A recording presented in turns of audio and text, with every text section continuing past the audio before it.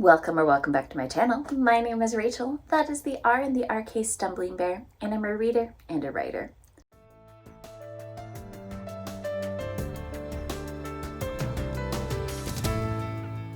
It's been a while since I filmed because I am still in the process of rearranging my office. You can see some things that are still out.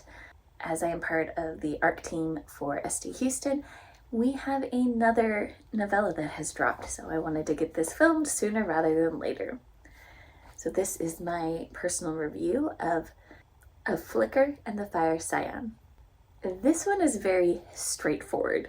There's been a rumor of a phoenix egg, and this is extremely rare.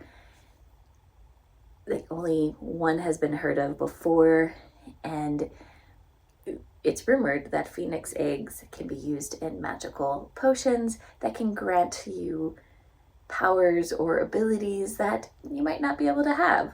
And our main character, Eldvera, is on search for this egg. She is the human in the story. She's been widowed for about 2 years and was not able to have a child with her husband. So she's feeling a lot of loss.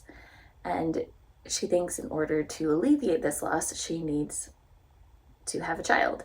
And so she's on a mission to make that happen. That is why she's there. And we start right as she arrives at the island. Of course, she's not the only one who has heard of this rumor, and so there is going to be competition. And one of the people who is also searching for it, for their own reasons, is Miran, which is the shortened version. I think you would say the full name, Ashmiran? Not 100% certain. And Miran is a fire fae who is part of a well-established fire fae family. He is there to see if he wants to bring back the phoenix eggshell as a treasure prize for the glory of his father.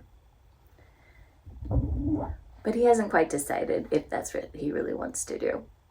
Miran sees Eldvera first and sees her fight off a phoenix. Yeah, I can say this, it's in the first chapter, it's not a spoiler. And is instantly attracted to her.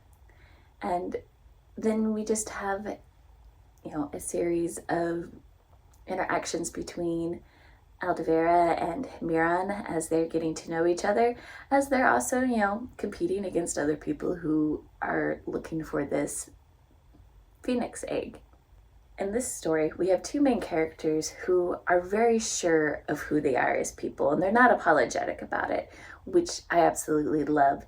We get people who are confident, they're on the journey for what they're seeking, but they're also open to the possibilities, and it's like they're standing on the precipice of change and just